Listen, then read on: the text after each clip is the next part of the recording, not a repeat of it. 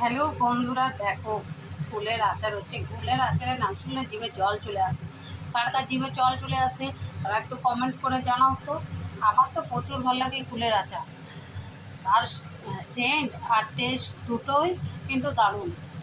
আর তার সাথে হচ্ছে ব্যাপার হচ্ছে কি, এই তো ফুলের আচার আরম্ভ হলো। এবার ফুলের পর তেঁতুল, তেঁতুলের পর আমড়া, আমড়ার পর আম, কত রকমের আচার হবে। সে ঝাল হবে, যে যেমন খেতে পারে। আমার তো মিষ্টিই ভালো লাগে, একমাত্র আমটাই তেল ভালো লাগে, বাকি মিষ্টিই ভালো লাগে। তো তোমাদের কীরকম লাগে বলো তো, একটু জানাবে আমাকে। তাই দেখো, ফুলের আচারটাও কমপ্লিট হওয়া পর্যন্ত ভিডিওটাই তোমরা থাকবে। তো এটা এখন ভাজা হচ্ছে, ভাজা হওয়ার পর এটাতে গুড় দেবো। গুড় দিয়ে অনেকক্ষণ ধরে একটু ফুটাবো, নাহলে কাঁচার গন্ধ ছাড়বে। ফুটানোর পর কিন্তু আচারটা সম্পূর্ণ ধরে যাবে। তো তখন তোমাদেরকে আর একবার আমি দেখিয়ে দেবো, ঠিক আছে? তো চলো, আমি এটা এখন ভাজি, ভাজার পর তোমাদের সাথে আবার ফিরে আসবো। গুড় দেওয়া হয়ে গেছে। প্রথমে দেখালাম তোমাদেরকে যে কি সুন্দর আমি ভাজছিলাম। ভাজাটা এত সুন্দর করে ভাজতে গিয়েছিলাম যে ফোনটা নিয়ে বসে দিয়েছিলাম ভাজতে ভাজতে।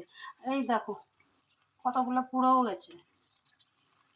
তো যাই হোক, পুরোগুলোও ভালো লাগবে, ফুলের আচার তো। তো এটা খানিকক্ষণ হতে দাও। সরি, হতে কী করে তোমরা দেবে, আমি তো দেবো। কিছুক্ষণ হতে দিই। এটা যখন সম্পূর্ণ সম্পূর্ণ না, একটু ঝোলটা একটু কমে যাবে, তখন এটা বন্ধ করে দেবো।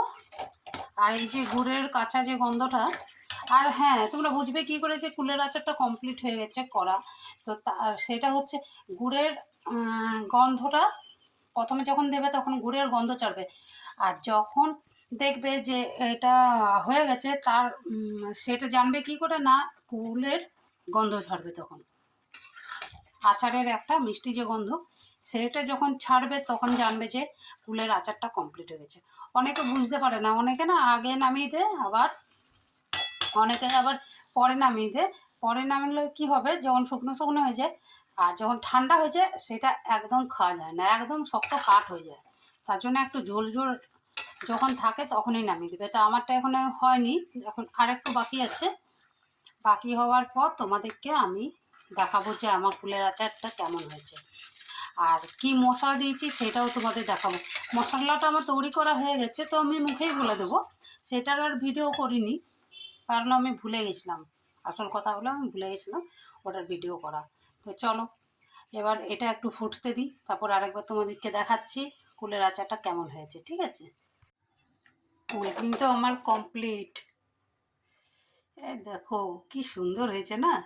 তো যেটার মশলাটার কথা বলছিলাম, তো এতে তোমরা কি কি মেশাবে বলে দিচ্ছি। মৌরি, কিছুটা মৌরি, কিছুটা জিরে গোটা, কিছুটা ধনে গোটা, লঙ্কা, পাঁচ ফোড়ন, সমস্ত কিছু, পাঁচ মহা বা যেমন মেথি থাকে, সমস্ত কিছু একটু ভেজে নিয়ে, এটা তো মশলাটা সবাই জানো, ভেজে নিয়ে তোমরা পিষে নিবে, মানে একটু যেমন দানা দানা থাকে।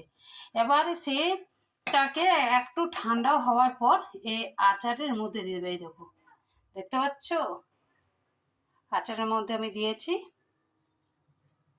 তো তোমরা অবশ্যই আমাকে কমেন্ট করে জানাবে যে আমার এই আচারটা কেমন হয়েছে। দেখতে খেতে তো তোমরা পারবে না, আমি খেয়ে বলবো কেমন হয়েছে। তো আমার এমনিতেই লোভ লাগছে, একটু খেয়ে দেখবো, বুঝলে, তারপর তোমাদের জানাবো কেমন হয়েছে। তো চলো, এখানে আমি শেষ করছি। আমার ভিডিওটা ভালো লাগলে লাইক কমেন্ট শেয়ার করে দেবে। আর যারা ইউটিউবে আছে, ইউটিউবে প্লিজ সাবস্ক্রাইব করবে।